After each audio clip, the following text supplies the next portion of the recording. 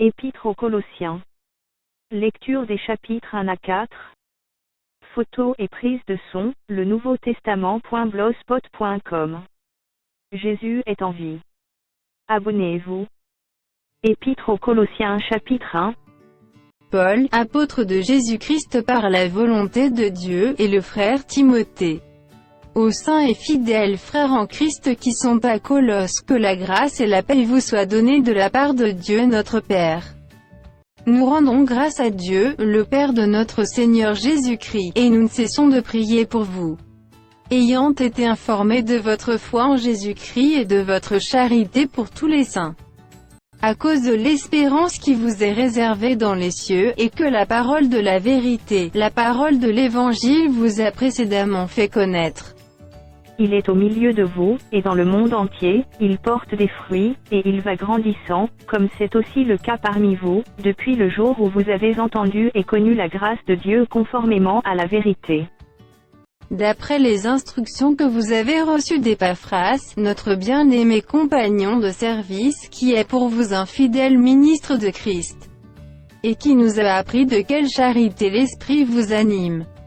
C'est pour cela que nous aussi, depuis le jour où nous en avons été informés, nous ne cessons de prier Dieu pour vous, et de demander que vous soyez remplis de la connaissance de sa volonté, en toute sagesse et intelligence spirituelle, pour marcher d'une manière digne du Seigneur et lui être entièrement agréable, portant des fruits en toutes sortes de bonnes œuvres et croissant par la connaissance de Dieu.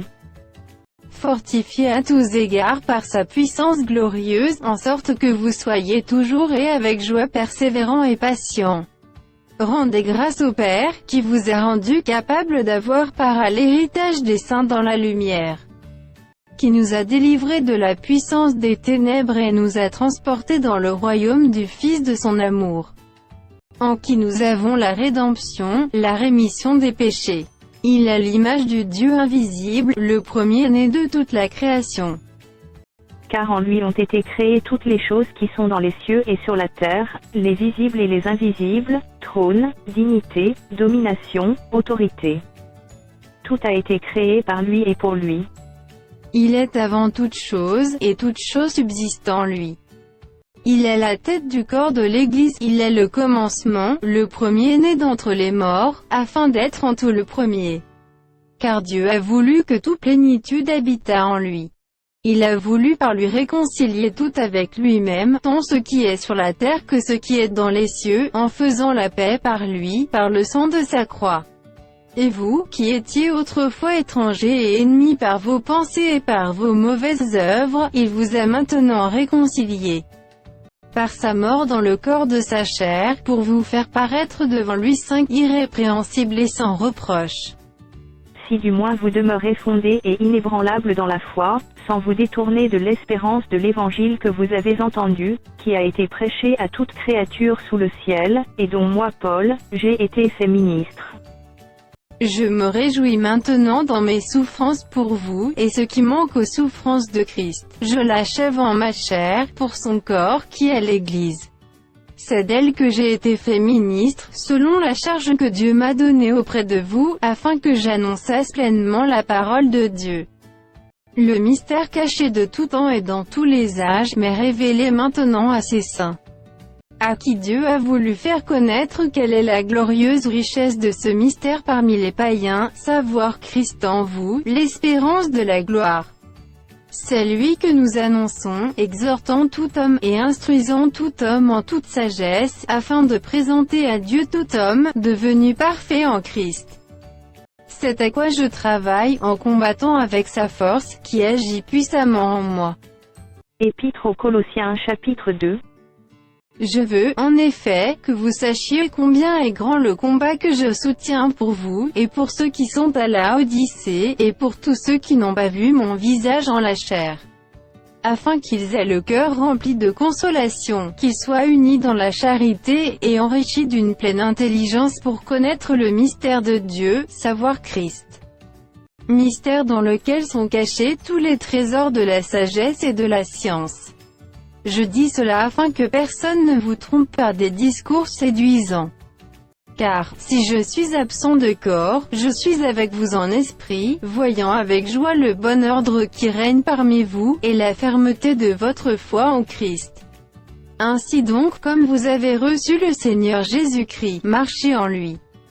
Étant enracinés et fondés en lui, et affermis par la foi, d'après les instructions qui vous ont été données, et abondez en actions de grâce. Prenez garde que personne ne fasse de vous sa proie par la philosophie et par une vaine tromperie, s'appuyant sur la tradition des hommes, sur les rudiments du monde, et non sur Christ. Car en lui habite corporellement toute la plénitude de la divinité. Vous avez tout pleinement en lui, qui est le chef de toute domination et de toute autorité. Et c'est en lui que vous avez été circoncis d'une circoncision que la main n'a pas faite, mais de la circoncision de Christ, qui consiste dans le dépouillement du corps de la chair. Ayant été ensevelis avec lui par le baptême, vous êtes aussi ressuscités en lui avec lui par la foi en la puissance de Dieu, qui l'a ressuscité des morts. Vous qui étiez morts par vos offenses et par l'incirconcision de votre chair, il vous a rendus à la vie avec lui, en nous faisant grâce pour toutes nos offenses. Il a effacé l'acte dont les ordonnances nous condamnaient et qui subsistait contre nous, et il l'a détruit en le clouant à la croix. Il a dépouillé les dominations et les autorités, et les a livrées publiquement en spectacle, en triomphant d'elles par la croix. Que personne donc ne vous juge au sujet du manger ou du boire, ou au sujet d'une fête, d'une nouvelle lune, ou des sabbats. C'était l'ombre des choses à venir, mais le corps est en Christ. Qu'aucun homme, sous une apparence d'humilité et par un culte des anges, ne vous ravisse à son gré le prix de la course, tandis qu'il s'abandonne à ses visions et qu'il est enflé d'un vain orgueil par ses pensées charnelles. Sans s'attacher au chef, dont tout le corps, assisté et solidement assemblé par des jointures et des liens, tire l'accroissement que Dieu donne.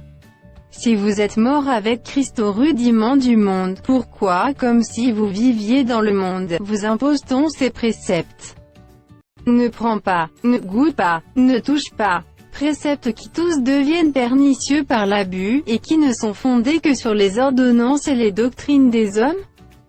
Ils ont, à la vérité, une apparence de sagesse, en ce qu'il indique un culte volontaire, de l'humilité, et le mépris du corps, mais ils sont sans aucun mérite et contribuent à la satisfaction de la chair.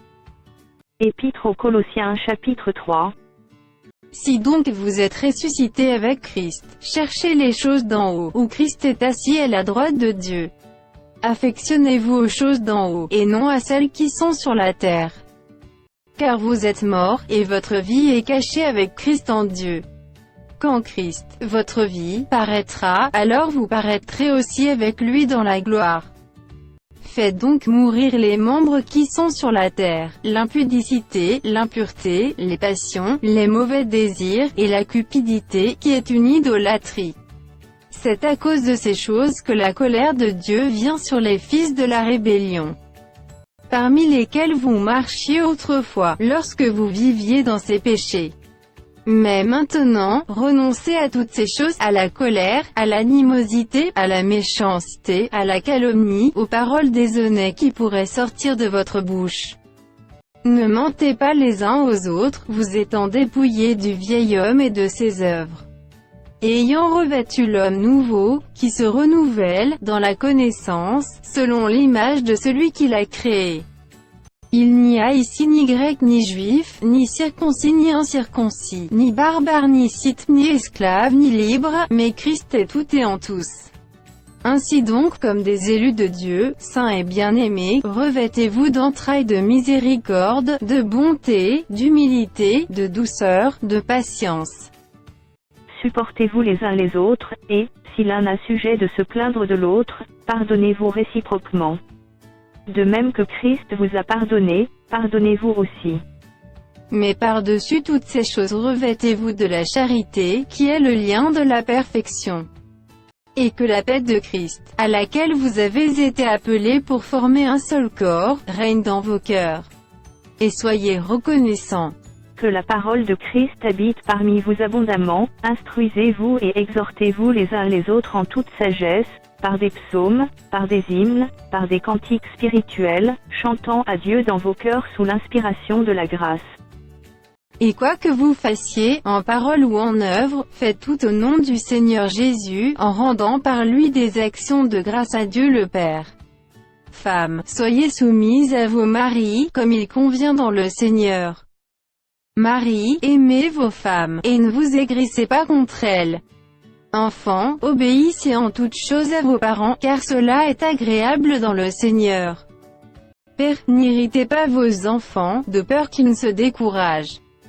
Serviteurs, obéissez en toutes choses à vos maîtres selon la chair, non pas seulement sous leurs yeux, comme pour plaire aux hommes, mais avec simplicité de cœur, dans la crainte du Seigneur. Tout ce que vous faites, faites-le de bon cœur, comme pour le Seigneur et non pour des hommes, sachant que vous recevrez du Seigneur l'héritage pour récompense. Servez Christ, le Seigneur. Car celui qui agit injustement recevra selon son injustice, et il n'y a point d'acception de personne. Épître aux Colossiens chapitre 4.